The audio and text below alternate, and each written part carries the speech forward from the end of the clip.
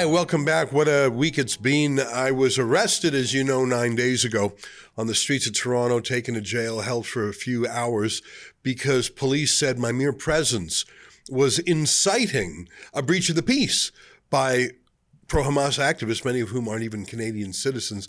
I found that astonishing, and it's actually illegal as well. As you know, from the case Fleming versus Ontario, the Supreme Court of Canada ruled unanimously you cannot arrest a lawful person who's doing nothing illegal because someone else might breach the peace. In other words, you can't punish the victim because he's being threatened by someone else. You'd think that's fairly instinctive policing, but not so in Canada, where politicians, especially for political reasons, take the easy way out. I should tell you, the case of Fleming versus Ontario was a political case as well. Someone with a Canadian flag was being challenged by Indigenous activists. And of course, the flag bearer was the one who was arrested. A little bit similar to my situation. I wasn't carrying a flag, though. I was carrying a camera. I wanted to document the anti-Semitic hate of these Hamas activists. Anyways, that's sort of been the story of the last year, hasn't it?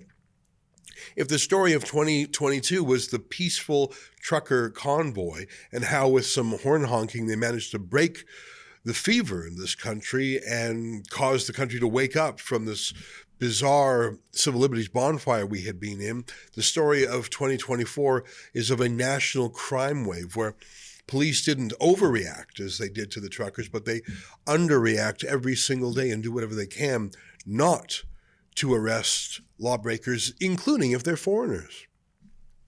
Earlier today, our Montreal-based reporter Ezra Levant was at Concordia University, which by most measures is the most anti-Semitic university in the country. There was a speaker there, an Arab-Israeli journalist named Yosef Haddad. He's a Christian Arab, and you would think that a Christian Arab might be welcome at Concordia, but because he is pro-Israel, he's from Israel, but because he is not against Israel, all the extremists in that city said, we are going to block and cancel his event. Here's some reports by Alexa on the scene.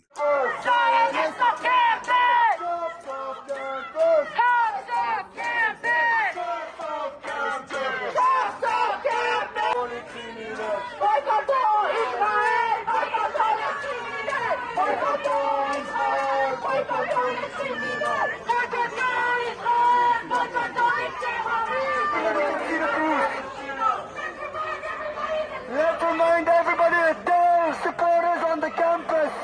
Hamas still supporters.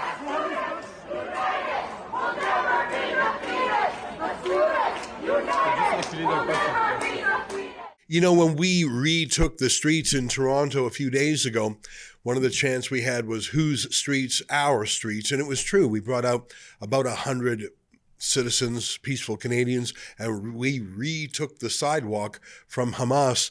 That was one weekend's work. But in Montreal, 365 days a year, Hamas runs the streets and it runs the universities. Imagine being a Jewish student there. Montreal is a place that had a full-scale riot just a few weeks ago. Justin Trudeau at the time was busy. He was at the Taylor Swift concert. An unserious man in serious times. No wonder Donald Trump is poking him and tweaking him. I don't know if you saw the latest tweet by Donald Trump of him standing with a Canadian flag like he's going to invade Canada or something. I don't think he respects Justin Trudeau. Trudeau is unserious when it comes to anti-Semitism. Trudeau no longer even goes through the motions about talking about the hostages that Hamas took. Contrast that with Trump's statement yesterday, which was just blazing. He issued his statement on his Truth social media platform, which was reposted elsewhere. He basically said if the hostages are not all released by the time he's president, he will unleash more wrath than the world has ever seen militarily. I think that Hamas probably should take him seriously. I know other terrorist groups are, for example, the Houthis based in Yemen who would attack shipping in the Red Sea. When Trump was elected, they said, yeah, I think the grown-ups are back. We better stop what we're doing. It'll be very interesting to see what Trump does, not just in Gaza, but more importantly to the leadership, the remaining leadership of Hamas and Hezbollah scattered around the world. I understand that Qatar has kicked out the remaining leadership of Gaza, of Hamas, and they have since moved on to Turkey. That'll be very interesting. Turkey, of course, on paper at least, is a NATO ally. I want to move from Montreal now to Ottawa. That was the scene of the non-crime of the truckers, where thousands of peaceful protesters in February of 2022 just honked their horns. A judge later told them to stop honking their horns because it was upsetting people getting to sleep, and they stopped honking their horns, and all that was left really were some parking infractions. Nonetheless, Trudeau was deeply embarrassed by it, and even though there really was no crime, horn honking is not a crime, and a parking infraction is not a crime, Trudeau invoked the Emergencies Act, invoking martial law for the first time since the War Measures Act that Trudeau's father did in October 1970. I say again that even during 9/11, Canada did not invoke the Emergencies Act, but Trudeau so hated the truckers that he did so, and then seized a bunch of bank accounts, deployed the ride horses, and put people in jail, like Tamara Leach. Well, look at what happened in Ottawa today.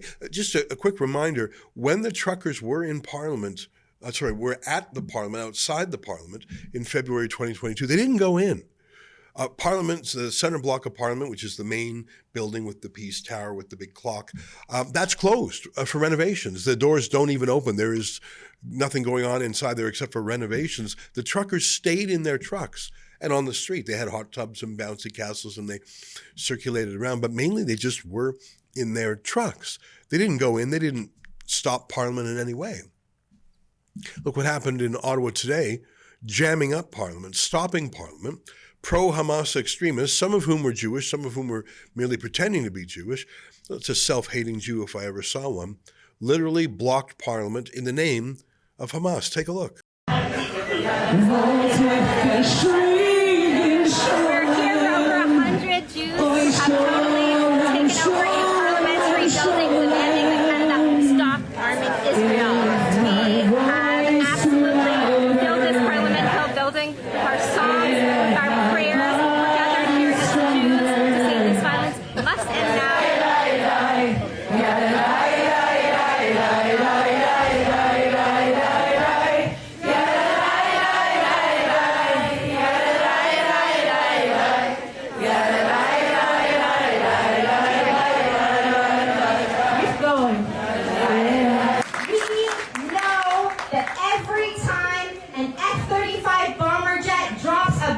On Lebanon or Gaza, every time a Boeing Apache helicopter, every time the main weapons of war that Israel uses are raining bombs on Palestinians, there are hundreds of Canadian components in those jets. Canada must implement an arms embargo now. Arms embargo! Arms embargo now! Arms embargo! You know, it's a clever PR strategy to say that these are Jews against Israel. I've seen a little bit of that. There is a small cult in Judaism called Natsurai Karta. They look like extremely religious Jews, and for an obscure theological reason, they say they're against the state of Israel, that only God can create the state of Israel and man should not do so. So they're paid by Iran to denounce Israel. It's really bizarre to see. Those are and a very obscure cult, but there are just left-wing progressives who, just like they hate America, just like they're mad at their dad or whatever, they like to denounce Israel. They wouldn't survive a second in Gaza, but they're useful idiots in Canada. That's who was in the protest today. I understand from police that there were 14 arrests made, but every single one of them was let go. But wouldn't you agree with me that by storming into Parliament and stopping Parliament and trespassing and intimidating Parliament, that they were worse than anything the truckers did? All of them were trespassing. And let me read a section of the criminal code to you that I just reread today to refresh my memory. Section 51. It's very simple. It's one sentence long. Everyone who does an act of violence in order to intimidate Parliament or the legislature of a province is guilty of an indictable offense and liable to imprisonment for a term of not exceeding 14 years.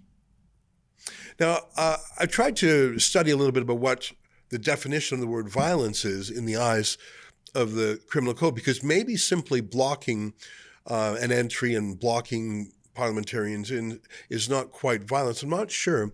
Violence, if I understand the criminal code correctly, is the application or the threat of application of force.